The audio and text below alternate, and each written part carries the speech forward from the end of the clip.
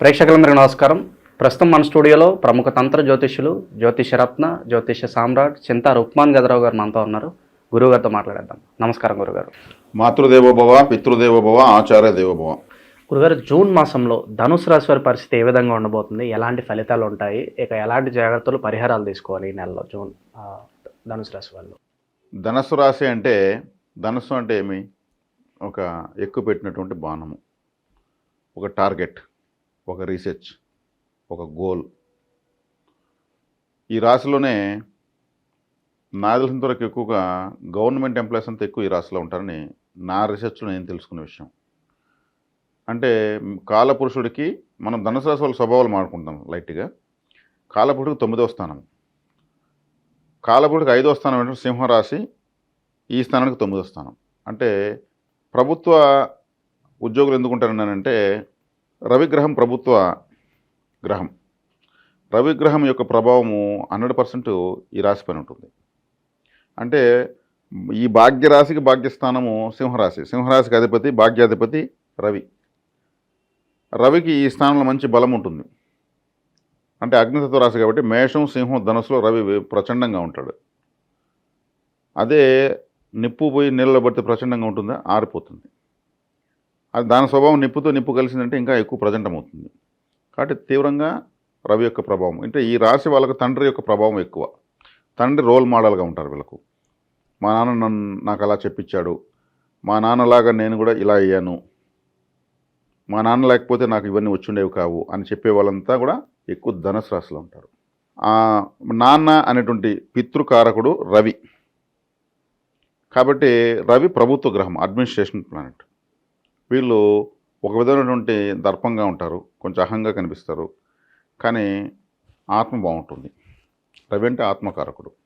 అబద్ధం చెప్పి చీప్ అయిపోరు, నిజమే చెప్పి ఇక ఉంటే ఇబ్బందులు పడతారు కానీ అబద్ధం చెప్పరు. అటువంటి పరిస్థితులు కొన్ని వస్తాయి. కొన్ని సందర్భాల్లో మొహమాటానికి కొన్ని నష్టాలు అనుభవిస్తారు. ఎందుకంటే వీళ్ళు రాష్ట్రాధిపతి గురువు. గురువు అంటే సంపూర్ణత కలిగిన వాడు, అబద్ధం చెప్పడు, తప్పు చేయడు. తప్పు చేయాలంటే మొహమాటం. కాబట్టి దానివల్ల వీళ్ళు నష్టపోతారు. కానీ లాంగ్ రన్లో అది వీళ్ళకు శ్రీరామ రక్ష అవుతుంది. మనం ఆ రోజు నిజం చెప్పి మనం నష్టపోయినా ఈ రోజుకి మన మీద నిందలేదు. ఆ రోజు అబద్ధాలు చెప్పి మనల్ని ఇబ్బందులు పాలు చేసిన వాళ్ళు ఈ రోజుకి అది బయటపడి నవ్వులు పాలయ్యారు అనేది వీళ్ళకి ప్రూవ్ అవుతూ ఉంటుంది. కాబట్టి ధనుసు రాశి వీళ్ళు రీసెర్చర్స్, ఏదో ఒకటి రీసెర్చ్ చేసుకుంటూ ఉంటారు. పరిశోధనాత్మకంగా వీళ్ళకి చేసేటువంటి ప్రయత్నాలు బాగా సక్సెస్ అవుతాయి. వీళ్ళకు ఈ రాశి వాళ్ళకు ఇది ఈ లగ్నంలో పుట్టిన వాళ్ళకు మొదటి సంతానం వ్యతిరేకమైపోతుంది, లేదా మొదటి సంతానం ఆభాషణ అవుతుంది. లేదా ఒకవేళ మొదటి సంతానం పుడితే వీళ్ళు స్త్రీలైతే వాళ్ళ తండ్రి వైపు మళ్ళుతారు, వీళ్ళు పురుషులైతే ఆ మొదటి సంతానం వీళ్ళ తల్లి వైపు మళ్ళుతుంది. మొదటి సంతానం మాత్రం ఎక్కువగా మొదటి సంతానం ఆభాషణ అయ్యే వాళ్ళు ఈ ధనుసు రాశిలో ఉంటారు. కానీ మంచి ఆత్మ అభిమానం కలిగిన వాళ్ళుగా ఉంటారు వీళ్ళు.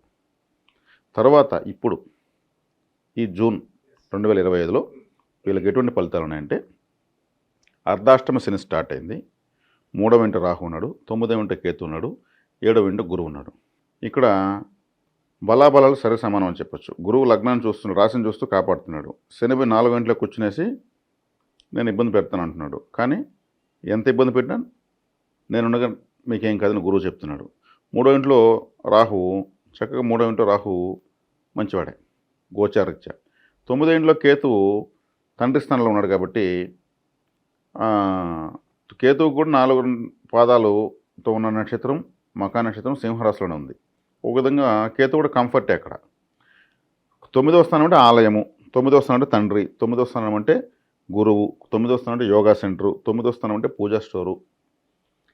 కాబట్టి అక్కడ కేతు వెళ్ళాడు. ఒక కేతు కంఫర్టే అక్కడ.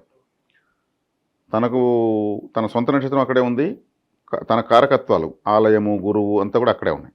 ఇప్పుడు కేతు కంఫర్టే. కేతుని అక్కడ మనము ఆశించిన శుభంగా తీసుకోలేము, అటనే కేతు డమ్మీగాని లేడు. 3వ ఇంటి రాహు మూల త్రికోణంలో ఉన్నాడు. రాహు వీళ్ళకి మంచి ఫలితాలు ఇస్తాడు. ఒక శని మాత్రం ఇబ్బంది పెట్టాలని చూస్తాడు. అయినా కానీ వీళ్ళు గురుబలం ఉంది, రాహు బలం ఉంది, కేతు బలం ఉంది. సాధారణంగా గురుగారు అర్ధాష్టమ శనిలో ఉన్నప్పుడు ఎలా అంటే వీళ్ళ మనస్తత్వం ఎలా ఉండి ఎలాంటి పనులు జరిగి సాధారణంగా అంటే మొదలుపెట్టిన పనులు లేటుగా జరగడం ఇలాంటి సందర్భాలు ఏమైనా కనిపిస్తూ ఉంటాయి? అర్ధ అష్టమం అంటే అష్టమంలో అర్ధం అని అర్థం. 4 అంటే అర్ధాష్టమం. అష్టమం అంటే 8. 8లో సగం 4. అంటే వీళ్ళ పనులు అర్ధానికి వచ్చేకాడికి కష్టాలు పడతారని అర్థం. సగం పనులు అయినాయి, అక్కడికే సడన్గా ఆగిపోయినాయి. నేను ఎఫర్ట్ పెట్టాను, ఇంకా 50% కంప్లీట్ చేశాను నా ప్రాజెక్టు, మధ్యలో నాకేదో ఇబ్బంది. అంటే అర్ధాష్టమానికి మీనింగ్ అదనమాట. అటు శని వచ్చాడు కాబట్టి, ద్వితీయ స్థానాధిపతి కాబట్టి, ధనకారకుడు కాబట్టి, పెట్టే ఎఫర్ట్ పెట్టినిచ్చి మళ్ళీ ఫలితం లేకుండా ఏదో ఒక పరిస్థితులు వచ్చేస్తాయి. నిన్న ఒక న్యూస్ చూశాను నేను. అమెరికాలో మన ఇండియా నుంచి వెళ్ళిన మామిడి పండ్లు సర్టిఫికేట్లు సరిగ్గా లేవనేసి వెనక్కి తీసుకోమన్నారంట. ఇక్కడి నుంచి ఎన్ని వందల వేల టన్నులు పంపించారు రైతులు. అవి వెనక్కి తిరుక్కు ఇండియాకి వచ్చేక్కడికి మధ్యలోనే అవి ఎక్కువ మాగిపోయి జ్యూస్ అంతా కారిపోతుంది. ఆడు కొనుక్కోడు, వెనక్కి వీళ్ళు తెచ్చుకోలేరు. ఏం చేయాలి? సముద్రంలో పోసేయాలి. అంటే ఏమైంది? ఇది అర్ధాష్టమం అంటే ఇలా ఉంటుంది. వాడు పండ్లు బాగాలేదని చెప్పలేదు, ఇది బాగుందని సర్టిఫికేట్ ఉందని అంటున్నాడు. సర్టిఫికేట్స్ రికార్డ్స్ సమంగా లేవు. ఇలా అర్ధాష్టమ శని యొక్క ప్రభావము ఇలా ఉంటుంది. కానీ గురువు మళ్ళీ రీస్టార్ట్ చేపిస్తాడు. నేరుగా మిథునంలో రాశిని చూస్తున్నాడు. కాబట్టి వీళ్ళకు మధ్యలో స్పీడ్ బ్రేకర్లు, చెక్ పోస్టులు, టోల్ గేట్స్ పడినా మళ్ళీ వీళ్ళు పుంజుకుంటారు. సమస్యలు అయితే వస్తాయి, దాంట్లో డౌట్ ఏం లేదు. దాన్ని అధిగమించగలుగుతారు. రాశ్యాధిపతి బలము, రాహు బలము, కేతు బలం ఉంది కాబట్టి వీళ్ళకు ఇలా కుంగుతారు, మళ్ళీ పుంజుకుంటారు. పొంగు వస్తుంది, కుంగడము పొంగడం 2 జరుగుతాయి. ఈ దీంట్లో వీళ్ళు నేర్చుకుంటారు. ఓకే, వీళ్ళ చేతకంతనం ఏదైనా పొరపాటు చేస్తున్నా నేర్చుకుని అధిగమిస్తారు. వీళ్ళు ఏమారిపోయినా తెలుసుకుని అధిగమిస్తారు. ఆర్థిక పరంగా ఎలా ఉంటుంది గురుగారు? మనీ ఫ్లో బాగానే ఉందండి. ధనకారకుడు రాశ్యాధిపతి రాశిని చూస్తున్నాడు కదా, మనీ బాగుంది. 3వ ఇంట్లో రాహు ఉన్నాడు. వీళ్ళు చేసేటువంటి ప్రయత్నము 3వ స్థానం అంటే ప్రయత్నం. 3వ స్థానం అంటే ధైర్య, వీర్య, విజయస్థానం. 3వ స్థానంలో సహకారం, ఆ కోఆపరేషన్, కమ్యూనికేషన్లో రాహు ఉన్నాడు. వాళ్ళ కమ్యూనికేషనే రాహు. మీకు టెలిఫోన్ ఎక్స్చేంజ్లో ఎంప్లాయ్ కావాలంటే రాహు బాగుంటేనే, రైల్వే ఎంప్లాయ్ కావాలంటే రాహువే, ఇంటర్నెట్ కనెక్షను ఉందంటే రాహువే. కాబట్టి ఆ రాహు అక్కడే ఉన్నాడు. కాబట్టి వీళ్ళకు ఆ కమ్యూనికేషన్ బ్రహ్మాండంగా వర్కౌట్ అవుతుంది. ఇంకా వీళ్ళకి ఇంకా బాగా అభివృద్ధి చెందాలంటే కమ్యూనికేషన్స్, వీళ్ళు చేసే ప్రయత్నాలు సక్సెస్ కావాలంటే పావురాలకు గింజలు వేయచ్చు. పావురం కమ్యూనికేషన్ బర్డ్. ఇప్పుడు కూడా ఎన్నో దేశాలు పావురాలను పోస్టల్ డిపార్ట్మెంట్ ఇప్పుడు కూడా వాడుకుంటున్నారు. అవి చేసినంత డ్యూటీ పర్ఫెక్ట్గా ఎవరు చేయరు. అందుకే పావురాలకు గింజలు వేసే వాళ్ళు ప్రయత్నాలు సక్సెస్ అవుతాయి. ఇప్పుడు అన్ని రాసుల వాళ్ళు కూడా ఉపయోగించుకోవచ్చు. ఇక వ్యాపారస్తులకు, నిరుద్యోగులకు ఎలా ఉండబోతుంది గురుగారు? నిరుద్యోగులు బాగానే ఉంది. ఎందుకంటే ప్రయత్నం అనేది మా సక్సెస్లో ఉంది కదా, రాహు బాగున్నాడు కదా. వ్యాపారమైనా కానీ ఎవరి ప్రయత్నం సక్సెస్ కావాలంటే రాహు బాగున్నాడు 3వ ఇంట్లో. కానీ అక్కడ 4వ ఇంట్లో రాహు అర్ధాష్టమంలో ఉంటూ దానిలో ఆటంకాలు అయితే ఖచ్చితంగా వస్తాయి. అదే అంటే వీళ్ళు మళ్ళీ మనకు అది కాకుండా పోయింది ఒక అందుకు మంచిదైంది, దానికన్నా బాగుండేది మనకి ఇక్కడ దొరికింది అంటుంది. అది దొరుకుంటే ఇది పోయి ఉంటుంది. శనేశ్వరుడు కూడా ఒక విధంగా వీళ్ళు ఇబ్బందులు పాలు చేసి మంచి చేసినట్టే అనుకోవాలి. గతంలో ఏదో మిస్ అయినా కూడా అది మిస్ అవ్వడం మన మంచికి అయింది లేరా అనే ఫీలింగ్ అయితే తెప్పిస్తాడు. గురువు జ్ఞానకారకుడు, గురువు లగ్నం రాశిని చూస్తున్నాడు. 3వ ఇంట్లో కమ్యూనికేషన్ ప్లానెట్ రాహు ఉన్నాడు. శని ఆటంకాలు ఇస్తాడు, ఆయన డ్యూటీ అది. అలా ఇచ్చినప్పుడే వీళ్ళు అభివృద్ధి చెందగలుగుతారు. శని భగవాన్ వారు ఆటంకాలు ఇస్తున్నారంటే మన అభివృద్ధి కోసం ఇస్తాడంతే, ఆయనకేమి మొక్కుబడేం కాదు మనల్ని ఇబ్బంది పెట్టాలని. ఏదో అంటారు కదా గురు కదా, పడి లేచిన కెరటం అని చెప్పి, అలా అనుకోవచ్చా? చెడ్డ వల్ల జరిగే మంచి ఇంక దీనివల్ల జరగదండి. దాన్ని అర్థం చేసుకుంటే ప్రతి ఒక్కటి హ్యాపీగానే ఉంటుంది. అది ధనుసు రాశి వాళ్ళు వీళ్ళు చాలా ట్రబుల్స్ అయితే ఎదుర్కొంటారు. వీళ్ళ తండ్రి కూడా చాలా ట్రబుల్స్ ఎదుర్కొని వీళ్ళని పెంచి పెద్ద చేసి ఉంటాడు. అవన్నీ కూడా వీళ్ళు ఆలోచిస్తారు, మా నాన్న మా కోసం ఎంతో శ్రమపడ్డాడు అనేది వీళ్ళు ఉదాహరణలుగా ఎన్నో సందర్భాలు గుర్తు చేసుకుంటూనే ఉంటారు జీవితాంతం. ఇక జూన్ మాసం గురుగారు విద్యార్థుల విషయానికి వస్తే స్కూల్స్ కావచ్చు, కొన్ని విద్యా సంస్థలు ఓపెన్ అవుతూ ఉంటాయి, కొత్త కోర్సుల్లో చేరాలనుకుంటారు. మరి విద్యార్థులకు ఎలా ఉంటుంది జూన్ మాసం? వీళ్ళ సామర్థ్యానికి మించినటువంటి కోర్సులు తీసుకోవడం కరెక్ట్ కాదు. 4వ స్థానం విద్యాస్థానంలో శనేశ్వరుడు ఉన్నాడు. శనేశ్వరుడు అక్కడ కూడా అన్కంఫర్ట్గా ఉన్నాడు. అలా తీసుకోవడం వల్ల కొంచెం వీళ్ళు ఇబ్బంది పడాల్సి వస్తుంది. కాబట్టి వీళ్ళ సామర్థ్యానికి, వీళ్ళ యొక్క పరిస్థితులకు అనుగుణంగా ఫైనాన్షియల్ సిచ్యువేషన్స్ అన్నీ కూడా చూసుకొని పోవడం కొంచెం మంచిది. ఎందుకంటే 4వ ఇంట్లో శుభగ్రహం ఏమి లేదు విద్యాస్థానంలో. అదేవిధంగా మరి దూర విద్య అనేది దానికి 9వ స్థానం కారణమవుతుంది. అక్కడ కేతు ఉన్నాడు. కేతు వైరాగ్యానికి కారకుడు. విద్యా విషయంలో తీసుకుంటే వీళ్ళు కొంచెం 1కి 4 సార్లు కాకపోతే 40 సార్లు ఆలోచించడం బెటర్. అంటే వీళ్ళకే మంచిది. ఇక్కడ అతిగా ఆలోచించేది ఏమి కాదు. ఆడ విద్యాస్థానంలో శనిగ్రహం ఉన్నారని కాబట్టి చెప్పాల్సి వస్తుంది. తీసుకోవడం రాంగ్ స్టెప్ లేకుండా కరెక్ట్గా పోతుంది. ఇక వైవాహిక జీవితం అలాగే సంతానం కోసం ఎదురు చూసే వాళ్ళకి ఏదైనా మంచి ఫలితాలు ఉండబోతున్నాయి గురుగారు? వైవాహిక జీవితం తీసుకుంటే వీళ్ళు రాశాధిపతి సప్తమంలో ఉంటూ రాశిని చూస్తాడు కాబట్టి వీళ్ళకి వశీకారం ఉంది. అంటే రాశాధిపతి రాశిని చూస్తున్నప్పుడు ఏమంటే వీళ్ళని చూసి యాక్సెప్ట్ చేస్తారు. ఎందుకంటే పెళ్లి చూపులు అనేది అది ఒక వశీకార కార్యక్రమం అని చెప్పాలి. అది అమ్మాయి అబ్బాయిని ఇష్టపడుతుందా, అబ్బాయి అమ్మాయిని ఇష్టపడతారా అనేటువంటిది వశీకార కార్యక్రమం. అది యాక్చువల్గా పెళ్లి చూపులు అంటారు. ఒకరినొకరు చూడాలి, ఫస్ట్ మొట్టమొదటిసారి చూడడం. అక్కడ గురువు ఉన్నాడు కాబట్టి వీళ్ళు చాలా డిగ్నిఫైడ్గానే కనిపిస్తారు పెళ్లి ప్రయత్నాలు చేసుకోవడం వల్ల. ఎవరైనా సరే ఈ పెళ్లి చూపులకి లెవెల్ ధనుసు రాశి వాళ్ళు సప్తంలో గురువు ఉన్నాడు కాబట్టి నెయ్యితో చేసిన స్వీట్స్ తీసుకుని ఇవ్వడం మంచిది. గురువు అంటే నెయ్యి, గీ స్వీట్స్. మామూలు స్వీట్ తీసుకెళ్తారు, అమ్మాయిని చూడడానికి వెళ్ళినప్పుడు స్వీట్ తీసుకెళ్తారు. నెయ్యితో చేసినటువంటి స్వీట్స్. తర్వాత గోరింటాకు ఉంటుంది, అంటే కోన్ అంటారు, అమ్మాయిలు చేతే పెట్టుకుంటారు. దాన్ని ఒకదాన్ని 10 రూపీస్ ఉంటుంది, దాన్ని పెట్టుకుని పోవాలి. అది వశీకారం, స్త్రీ వశీకార మూలిక. ఆ మూలికను పెట్టుకోవడం వల్ల దాన్ని ఏం పారేరు.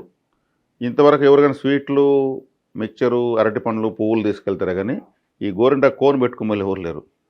ఎవరైనా సరే ఏ రాశి వాళ్ళైనా సరే గోరింటాకు కోన్ పెట్టుకోవడం చాలా ఉత్తమం. అది వశీకార మూలిక. దాన్ని అమ్మాయి కూడా చేతికి పెట్టుకుంటుంది హ్యాపీగా. దాన్ని చాలా ఇష్టపడతారు వాళ్ళు. దాని విలువ 10 రూపాయలు, కానీ అది మైండ్లో కనెక్ట్ అవుతుంది. అప్పుడేమవుతుంది, ఆ సంబంధం సెట్ అయ్యేదానికి ఎక్కువగా అవకాశాలు వస్తాయి. ఇక ఏ వృత్తుల్లో ఉన్న వాళ్ళకి బాగా కలిసి వస్తుంది అంటారు గురుగారు ఈ నెల? వీళ్ళు ఎక్కువగా పరిశోధనాత్మకమైనటువంటివి, అదేవిధంగా రవికారకత్వాలు అంటే ప్రభుత్వ ఉద్యోగ ప్రయత్నాలు కానీ, ప్రభుత్వ కాంట్రాక్టుల పరమైనటువంటివి కానీ, ప్రభుత్వపరమైనటువంటి పోస్టులు అంటే కొంచెం ప్రమోషన్స్ కోసం, తర్వాత ఐఏఎస్ కోసం ట్రై చేస్తున్న వాళ్ళు కానీ, ఐఏఎస్లు అంతా కూడా ఎక్కువ ఉంటారు ఈ రాశిలో. అదేవిధంగా కొంతమంది కొన్ని నామినేటెడ్ పోస్టుల కోసం ట్రై చేస్తుంటారు. ఇవంతా కూడా ప్రభుత్వ ఆదాయాన్ని సూచించేవే. రాజకీయాలు, కాంట్రాక్టులు, ఉద్యోగాలు. కాబట్టి ఈ రంగాల్లో చేసుకుంటున్న ప్రయత్నాలన్నీ కూడా ఆటంకాలతో కూడుకుంటూ సక్సెస్ అవుతాయి. ఇక చివరగా గురుగారు, కొత్త పరిచయాలు ఏమన్నా ఏ సూచనలు కనిపిస్తున్నాయి? ఇన్ కేస్ అయితే కనుక వాళ్ళతో ఎలా ఉండాలి? సొంత వాళ్ళే ఏమన్నా నమ్మక ద్రోహం చేసే సందర్భాలు ఏమన్నా కనిపిస్తున్నాయి? బంధువులతో మాత్రం ఖచ్చితంగా నమ్మక ద్రోహం జరుగుతుంది. సొంత వాళ్ళు మాత్రము. కొత్త ప్రయత్నాలు మాత్రం సక్సెస్ అవుతాయి. 3వ ఇంట్లో రాహు ఉన్నాడు కాబట్టి ప్రయత్నం అనే దాంట్లో వీళ్ళు చేసే ప్రయత్నాల్లో పలు రకాల పరిచయాలు వీళ్ళకు ఏర్పాటు అవుతాయి. ఖచ్చితంగా ఇప్పటివరకు కానటువంటి పరిచయాలు అవి ఉపయోగకరంగానే ఉంటాయి అంట. ఉపయోగకరంగా ఉంటాయి. అవి దీర్ఘకాలికంగా ఉండవు. రాహు కదా ఉన్నాడు 3వ స్థానంలో ప్రయత్నంలో. రాహు లైఫ్ స్టాండర్డ్గా ఏది ఇవ్వడు, షార్ట్ కట్ మెథడ్సే. ఆ సమయానికి ఉపయోగపడి మళ్ళీ ఎప్పుడో ఫ్యూచర్లో ఎలా ఉన్నామని పలకరించుకునేటువంటి వాళ్ళు దొరుకుతారు, కానీ ఆ సమయానికి ఉపయోగపడతారు. ఇక ప్రజెంట్ ఉన్న గ్రహస్థితి బట్టి గురుగారు ఎలాంటి పరిహారాలు, దైవారాధన అవసరం అంటారు వీళ్ళకి బాగా కూడా? వీళ్ళకు 9వ ఇంటి కేతు ఉన్నాడు. సూర్యోపాసన చాలా ఇంపార్టెంటు. ప్రతిరోజు సూర్య నమస్కారాలు చేస్తూ హారతి పల్లెలో హారతి ఇవ్వాలి సూర్యునికి. మనం ఇంట్లో పూజ రూమ్లో ఎలా ఇస్తామో డైరెక్ట్గా సూర్యుడు, ఆయన ఓపెన్ ప్లానెట్, ఆయన వీళ్ళకి భాగ్యాధిపతి. వీళ్ళ రాశిలో ఎంతో పవర్గా ఉంటాడు కాబట్టి సూర్యునికి హారతి ఇచ్చి చక్కగా వీళ్ళకి కావాలని కోరుకోవచ్చు. ఇంకేం కావాలని డైరెక్ట్గా దేవతను చూసి హారతి ఇవ్వడం, ఫోటోగా చూసి ఇక్కడ గ్రహాన్ని చూసి డైరెక్ట్గా హారతి ఇస్తున్నాం. కాబట్టి వీళ్ళు సూర్యోపాసన చేసుకోవడం చాలా మంచిది. ఇంకా గురుగారు, సరైన నిర్ణయాలు తీసుకోవాలన్నా కూడా, మైండ్ కొంచెం స్టెబిలిటీగా ఉండాలన్నా కూడా ఏదన్నా పరిహారం ఏమన్నా ఉంటుందా వీళ్ళకి? ఏదన్నా అంటే సరైన నిర్ణయాలు సరైన సమయంలో తీసుకోవడానికి, ఎవరు చొప్పుడు మాటలు వినకుండా కూడా. సరైన నిర్ణయాలు సరైన సమయంలోనే మంచి కోసం వేశారు. ఆంజనేయ స్వామి సరైన సమయంలో సరైన నిర్ణయాలు తీసుకుంటూనే శ్రీలంకని ఛేదించేశాడు. సిబిఐ ఆఫీసర్ ఆయన సూర్యోపాసకుడు. ఆయన గురువు సూర్యుడే, సూర్యుని శిష్యుడు ఆంజనేయ స్వామి. ఆయన కూతుర్ని సువర్చలాదేవిని ఇచ్చి పెళ్లి చేశాడు. సూర్యకాంతితో ఆమె ఏర్పడింది, సువర్చల. సో బంగారు దేహం వర్ణంతో ఉంటుంది ఆమె. అంత గొప్ప జ్ఞాని ఆయన తీసుకున్నటువంటి సరైన నిర్ణయాల వల్లనే రాముడు కూడా గొప్ప స్థాయికి తీసుకొచ్చేసాడు ఆయన్ని. కాబట్టి సూర్యోపాసనే వీళ్ళకు సరైన నిర్ణయాలు, సలహాలు తీసుకోవడానికి ఉపయోగపడుతుంది. అందుకే సాక్షాత్ ఆంజనేయ స్వామి సూర్యోపాసన చేసే ఆ స్థాయికి వచ్చాడని చెప్పింది, చిరంజీవి అయిపోయాడు ఏకంగా. కాబట్టి వీళ్ళు సూర్యోపాసన అనేది ధనుసు రాశి వాళ్ళు లైఫ్ టైం చేసుకోవచ్చు. వీళ్ళు దాన్ని మాత్రం వీళ్ళకు ఒక వెపన్ లాగా వాడుకోవచ్చు. సో ఈ నెలలో ధనుసు రాశి వాళ్ళందరికీ కూడా ఏ విధంగా ఉండబోతుంది, లైఫ్ లాంగ్ వీళ్ళు ఎలాంటి రెమెడీస్ చేసుకోవాలి, చాలా బాగా వివరించారు గురుగారు. ధన్యవాదాలు. ధన్యవాదాలు.